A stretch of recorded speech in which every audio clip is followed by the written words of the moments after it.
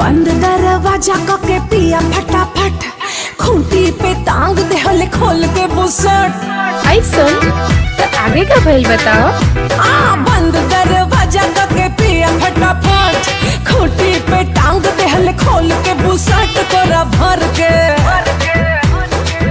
राजी काके बलम बाजी मार ली हले तोरा भर के राजी काके बलम बाजी मार ली हले तोरा भर के।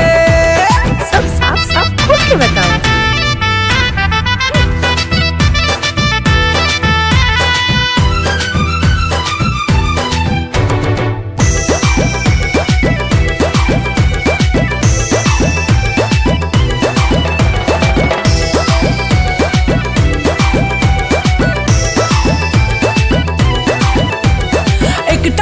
हर ले जब सोर हो सिंगार के बेदवा पर खींच ली हल पिया आँख मार के।